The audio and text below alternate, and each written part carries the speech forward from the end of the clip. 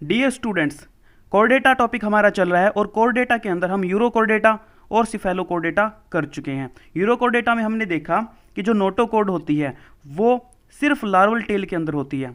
सिफेलोकोर्डेटा के केस में जो नोटोकोर्ड है वो हेड टू टेल होती है। वर्टिब्रेटा के केस में, वर्टिब्रेटा आज हम करेंगे, तो वर्टिब्रेटा के अंदर क्या होता है कि जो नोटोकोर्ड है वो वर्टिब्रल कॉलम में चेंज हो जाती है।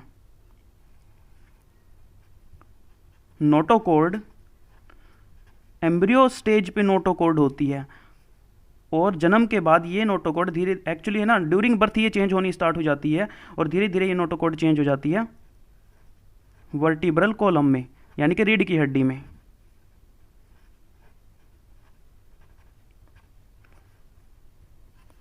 अब वर्टिब्रेटा के बारे में एक मोस्ट इंपॉर्टेंट लाइन हर बच्चे को पता होनी चाहिए कि देखिए मैं लिखता हूं पहले, all vertebrata are chordata but all chordata are not vertebrata. ये स्टेटमेंट आपसे नीट में पूछी जा सकती है बच्चों, वेरी वेरी आईएमपी स्टेटमेंट है। देखिए क्या कहा है, ऑल वर्टिब्रेटा और कोर्डेटा, एनसीईआरटी की स्टेटमेंट है, इंपॉर्टेंट है। ऑल वर्टिब्रेटा और कोर्डेटा, देखो वर्टिब्रेटा के अंदर अब जितने भी हम आज ऑर्गेनिज्म करेंगे वो सारे के सारे कोर्डेटा है। वर्टिब्रेटा में जितने भी ऑर्गेनिज्म करेंगे सारे कोर्डेटा, क्योंकि सभी में नोटोकोर्ड होती है। लेकिन क्या but all chordata are not vertebrata, chordata में आने वाले सभी वर्टिब्रेटा नहीं है। अब कोर्डेटा में तो ये भी आता है, तो क्या ये वर्टिब्रेटा है? नो। ये भी आता है, ये भी वर्टिब्रेटा नहीं है। ठीक है, सो वर्टिब्रेटा में जितने भी आते हैं वो सारे तो कोर्डेटा हैं क्योंकि उनमें नोटोकोर्ड होती है। But all chordata are not vertebrata like urochordata and cephalochordata. ये लाइन सभी को ध्यान रखनी है। उसके बाद वर्टिब्रेटा के भी कुछ फीचर्स होते हैं जो इनमें देखने को मिलते हैं, जैसे कि फर्स्ट फीचर है वर्टिब्रेटा का कि इनके अंदर वेंट्रल साइड में, वेंट्रल का मतलब बच्चों पेट की साइड, स्टमक की साइड, वेंट्रल साइड में एक हार्ट होता है और you can say a muscular heart is present. पहला पॉइंट, ठीक है। सेकंड पॉइंट आपको ध्यान में रखना है, इनके अंदर जो हार्ट है उसके अंदर 2 चैम्बर भी हो सकते हैं, कुछ के केस में 3 चैम्बर होते हैं या कुछ के केस में 4 चैम्बर भी हो सकते हैं। जैसे फिश के अंदर 2 चैम्बर होते हैं हार्ट में, ठीक है। मैमल्स में 4 चैम्बर होते हैं, तो हम करेंगे इन सभी के बारे में बात। तो 2, 3 या 4 चैम्बर अलग अलग कैटेगरी के ऑर्गेनिजम्स में हो सकते हैं।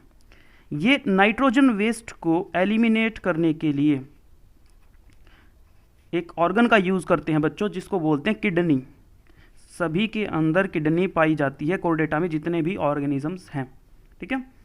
उसके बाद मूवमेंट के लिए इनके पास जो ऑर्गन होते हैं उनको बोलते हैं लिम्स। लिम्स, या अगर आप फिश वगैरह की बात करोगे तो वहां पे आपको मिलेंगे फिन्स, ठीक है। तो ये जो और पार्ट होते हैं ये इनको लोकोमोशन में भी हेल्प करते हैं और बाकी की फंक्शनिंग में इनको हेल्प करते हैं, डिफरेंट डिफरेंट फंक्शन में, like locomotion and other functions. Limbs आप समझते हैं, हाथ पैर को लिम्स बोलते हैं, ठीक है। फिन्स, जैसे कि फिश के अंदर फिन्स होते हैं साइड्स में, उनको बोलते हैं। तो ये कुछ फीचर्स हैं जो देखने को मिलते हैं वर्टिब्रेटा के अंदर। अब वर्टिब्रेटा का एक क्लासिफिकेशन करते हैं और उसके बाद में हम एक कैटेगरी को कवर करेंगे। देखिए बच्चों,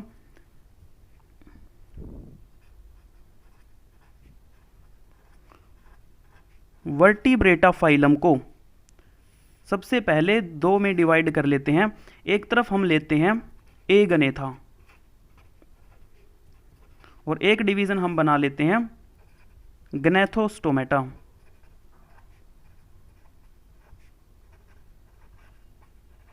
एगनेथा का मतलब क्या है? ए का मतलब होता है बच्चों एब्सेंट, ओके।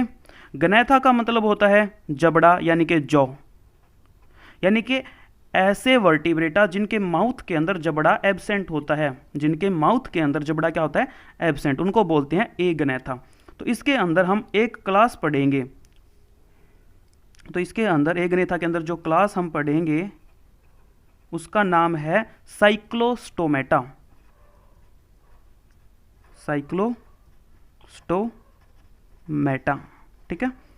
सो नाम से ही पता चल रहा है साइक्लोस्टोमेटा, साइक्लो का मतलब राउंड राउंड लाइक दिस, ठीक है। साइक्लो, स्टोमेटा का मतलब माउथ, यानी कि इनका जो माउथ है वो राउंड राउंड सा होता है इस टाइप का, और ये कुछ ऐसे दिखेंगे आपको,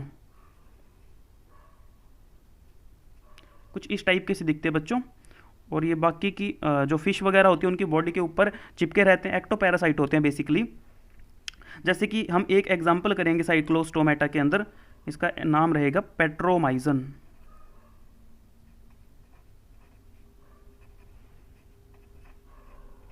वेल गैनेथोस्टोमेटा देखिए, गैनेथोस्टोमेटा को हमने आगे दो सुपर क्लास में डिवाइड कर रखा है। देखो यहाँ पे कोई भी सुपर क्लास नहीं, यहाँ पे सीधा क्लास की बात आती है। भाई ए गैनेथा के अंदर अगर आपसे क्वेश्चन पूछा जाए कौन सी क्लास आती है तो आप बोलोगे साइक्लोस्टोमेटा। अगर आपसे पूछा जाए गैनेथोस्टोमेटा के अंदर, तो गैनेथोस्टोमेटा को पहले डिवाइड किया सुपर क्लास में। तो दो सुपर क्लास है, एक है पीसीज और एक है टेट्रापोडा। एक है pisces, these are super classes basically, और एक है बच्चों टेट्रापोडा।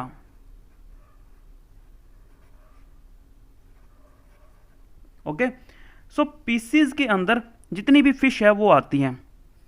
पीसीज जो कैटेगरी है बच्चों वो फिश की कैटेगरी है। तो इसको भी आगे दो तरह की फिश हम स्टडी करेंगे, यानी कि दो तरह की फिश की दो तरह की क्लास हम स्टडी करेंगे, एक बोनी फिशेज और एक कार्टिलेजिनस फिशेज। एक होगी कार्टिलेजिनस फिश और एक पढ़ेंगे हम, थोड़ा सा इधर लिख देता हूं, बोनी फिशेज। कार्टिलेजिनस फिश इसलिए बोलते हैं क्योंकि इनका जो एंडोस्केलेटन होता है कार्टिलेज का बना होता है। बोनी फिश का एंडोस्केलेटन बच्चों, जैसे हमारी रीढ़ की जो हड्डियां होती है लाइक दिस, तो या जो भी अंदर का स्केलेटन सिस्टम होता है कंप्लीट, तो हमारा बोनी है, ठीक है। तो कार्टिलेजिनस फिश के अंदर वो कार्टिलेज का बना होता है, बोनी फिश के अंदर जो एंडोस्केलेटन है वो बोन्स का बना होता है। कार्टिलेजिनस फिश को कॉन्ड्रिक थाइस बोलते हैं, बोनी फिश को बोलते हैं ओस्टिक थाइस। ओके, उसके बाद बात करते हैं टेट्रापोडा की। देखिए नाम से क्या पता चल रहा है, टेट्रापोडा। टेट्रा का मतलब बच्चों चार, टेट्रा का मतलब चार, पोडा का मतलब है अपेंडेजीज। तो देखिए जैसे कि हम हमारी बात करें तो हमारे अंदर दो हाथ और दो पैर, तो टोटल चार हो गए, तो हम टेट्रापोडा में आते हैं, ठीक है। तो टेट्रापोडा का मतलब है चार अपेंडेजेस इनके अंदर होते हैं। टेट्रापोडा में भी बच्चों हम चार क्लासेस पढ़ते हैं। कौन कौन सी चार क्लास हैं? Let me change the colour. सबसे पहले है एम्फीबियन। एम्फीबियन जो पानी में भी रह सकते हैं, जमीन पे भी रह सकते हैं, ठीक है। एम्फी का मतलब ड्यूअल प्रॉपर्टी जिसमें होती है, जैसे कि बच्चों फ्रॉग होते हैं, फ्रॉग पानी में भी रह लेते हैं, जमीन पे भी रह लेते हैं, तो वो एम्फीबियन होते हैं, ठीक है। एम्फीबियन के बाद हम पढ़ेंगे रेप्टाइल्स, जो जमीन पे रेंग के चलते हैं, जो क्रॉलिंग करके चलते हैं, मूवमेंट करते हैं, जैसे कि स्नेक हो गया, छिपकली यानी कि लिजार्ड हो गया, वो सारे के सारे रेप्टाइल्स में आएंगे हमारे। उसके बाद पढ़ेंगे बच्चों एविस, AVES, एविस। एविस हम बोलते हैं बर्ड्स को, तो जितने भी बर्ड्स हैं वो सारे एविस कैटेगरी में आ जाएंगे। और उसके सॉरी, उसके बाद फाइनल कैटेगरी आती है बच्चों मैमल्स। तो मैमल्स में जिनके पास मेमोरी ग्लैंड्स होती है उनको मैमल्स बोलते हैं, जैसे कि हम इंसान भी मैमल्स की कैटेगरी में आते हैं, ठीक है। तो ये चार जो क्लास है वो हम पढ़ेंगे टेट्रापोडा के अंदर, और पीसीज के अंदर हम दो तरह की फिश पढ़ेंगे, cartilaginous fish and bony fish. तो बच्चों अब हम साइक्लोस्टोमेटा के बारे में देखते हैं, भाई साइक्लोस्टोमेटा में क्या क्या चीज़ें होती हैं। पहला पॉइंट साइक्लोस्टोमेटा के बारे में जो सभी बच्चे ध्यान रखेंगे वो ये कि ये एक्टोपैरासाइट होते हैं। एक्टोपैरासाइट, और किसके ऊपर? ऑन लार्ज फिशेस और लार्ज एनिमल्स, ठीक है। एक्टोपैरासाइट का मतलब बच्चों ये बॉडी के ऊपर चिपक जाते हैं, जो बड़े एनिमल्स होते हैं उनकी बॉडी के ऊपर चिपक जाते हैं और वहीं से अपना फूड वगैरह लेते रहते हैं, ठीक है। So these are ectoparasite. मैंने पैरासाइट के बारे में ऑलरेडी बताया हुआ कि जो बॉडी के अंदर होते हैं वो एंडोपैरासाइट होते हैं, जो बॉडी के ऊपर होते हैं वो एक्टोपैरासाइट होते हैं। मान लीजिए ये कोई बड़ा ऑर्गेनिज्म है, ऐसे करके ये कोई बड़ा ऑर्गेनिज्म है और ये इनकी बॉडी के ऊपर चिपक जाएंगे। तो मान लो यहाँ पे कोई ऑर्गेनिज्म ऐसे चिपका हुआ है ऐसे करके, ठीक है। तो इनकी बॉडी में यहाँ को जो भी कोई फूड मटेरियल होगा तो ये उसको खाते रहते हैं। So these are ectoparasite. जितने भी मेंबर्स इसमें पाए जाते हैं उनके पास 6 से लेकर के 15 पेयर गिल स्लिट्स होते हैं। 6 to 15 पेयर गिल स्लिट्स। सो अगर मैं यहाँ पे एक स्ट्रक्चर बनाऊं so it will look like this.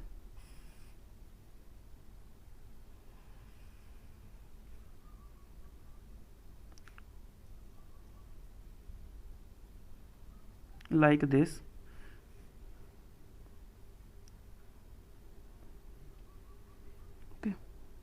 और इनका जो माउथ है जैसा कि हमने स्टार्टिंग में बोला साइक्लोस्टोमेटा मतलब कि राउंड राउंड माउथ होगा बच्चों, लाइक दिस। साइक्लो का मतलब राउंड, स्टोमेटा का मतलब माउथ। ओके, तो ये इनका माउथ हो गया, ये बाकी की बॉडी होगी। और यहाँ पे आप नीचे की तरफ देखोगे तो 6 से लेकर के 15 पेयर आपको मिल जाएंगे गिल स्लिट्स के, जो इनको रेस्पिरेशन में हेल्प करते हैं। गिल स्लिट्स कुछ और नहीं है बच्चों, सिंपल मेम्ब्रेन्स होती है, यहाँ पे झिल्लियाँ होती है जिनसे ये अपने गैसियस एक्सचेंज कर सकते हैं। अब नेक्स्ट पॉइंट ध्यान रखना है कि इनका जो माउथ है वो सकिंग माउथ है। देयर माउथ इज सकिंग, यानी कि ये सक कर सकते हैं, अंदर की तरफ कुछ चीज़ खींचनी होती है ना, उसको सकिंग बोलते हैं। So their mouth is sucking and circular.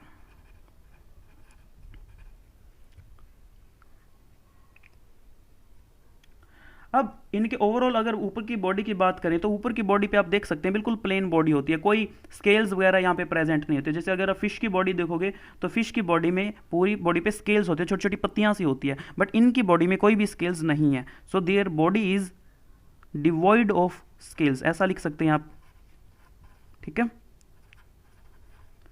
Scales अब अभी भी नहीं समझ में आया तो मैं आपको एक अलग डायग्राम बना के दिखाता हूँ बच्चों। मान लो एक अगर मैं फिश का डायग्राम बनाऊँ तो वहाँ पे फिश के अंदर स्केल्स होते हैं, ठीक है। मैं एक फिश का डायग्राम बनाऊंगा, आपको समझ में आ जाएगा मैं स्केल्स क्या होते हैं।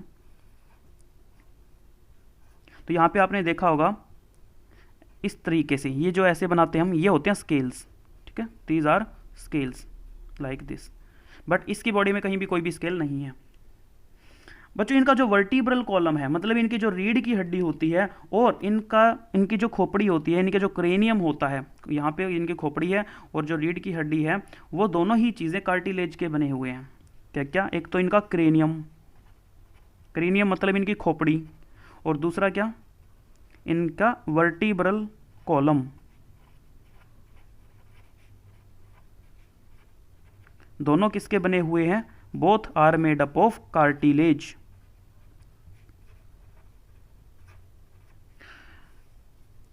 इनके अंदर अगर ब्लड सर्कुलेशन की बात करें बच्चों तो इनके अंदर बहुत सारी ब्लड वेसल्स प्रेजेंट होती है, एक वेल डेवलप्ड सर्कुलेटरी सिस्टम है। सो हम इस तरह के सर्कुलेटरी सिस्टम को बोलते हैं close type circulation. See the next point. वैसे तो बच्चों जितने भी साइक्लोस्टोमेटा होते हैं वो मैराइन वाटर में रहते हैं, ठीक है, ऑल साइक्लोस्टोमेटा मैराइन। लेकिन जब भी इनको एग्स देने होते हैं, जब भी इनको अंडे देने होते हैं, तो ये मैराइन वाटर से मूव करके ये फ्रेश वाटर में चले जाते हैं, क्योंकि फ्रेश वाटर का जो हैबिटेट है वो इनके एग्स के लिए सुटेबल होता है। तो ये क्या कर देते हैं, मैराइन वाटर से फ्रेश वाटर में माइग्रेट कर जाते हैं। फ्रेश वाटर में जाके ये क्या करेंगे, अपने एग्स देंगे, अंडे देंगे वहाँ पे, ओके। अच्छा, बट इनके लिए जैसे ये एग्स देते हैं तो इनकी खुद की डेथ हो जाती है। मान लो कोई भी साइक्लोस्टोमेटा है, जैसे कि ये गया वाटर में, जैसे ही एग देगा, एग देने के बाद कुछ टाइम के बाद इनकी डेथ हो जाती है फ्रेश वाटर में ही।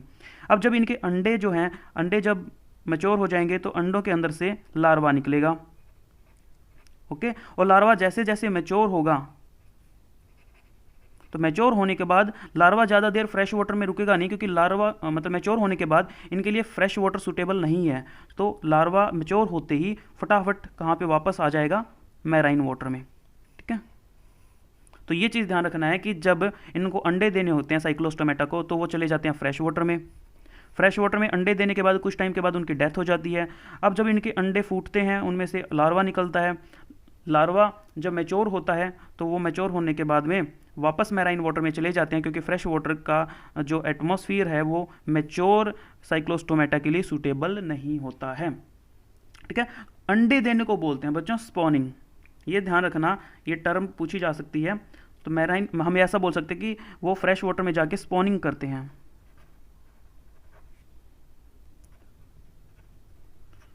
स्पॉनिंग का मतलब अंडे देना। ओके, देन कुछ आप इनके एग्जाम्पल ध्यान रख लेना, वैसे ज़्यादा एग्जाम्पल है नहीं इसके, सिंपल से 2 ही एग्जाम्पल है बच्चों, तो मैं लिख देता हूँ। एक एग्जाम्पल है इनका पेट्रोमाइजन,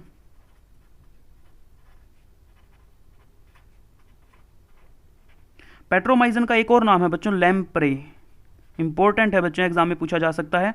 और दूसरा एग्जाम्पल जो आपको ध्यान में रखना है वो है mixing.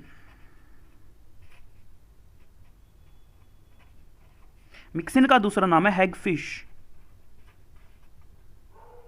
But basically these are not fishes, ये ध्यान रखना, ये फिश की कैटेगरी नहीं है बच्चों। आप इनको फिश के एंसेस्टर मान सकते हैं, फिश इन्हीं से डेवलप हुई है नो डाउट, बट ये फिश नहीं है। ठीक है, तो ये फिश के एक तरीके से आप एंसेस्टर बोल सकते हैं। तो पेट्रोमाइजन और मिक्सिन, ये 2 एग्जाम्पल आपको ध्यान रखने हैं। सो दैट्स इट, मिलते हैं नेक्स्ट लेक्चर में जहाँ पे हम फिशेज़ की बात करेंगे, दोनों कैटेगरीज फिशेज़ के हम कवर करेंगे।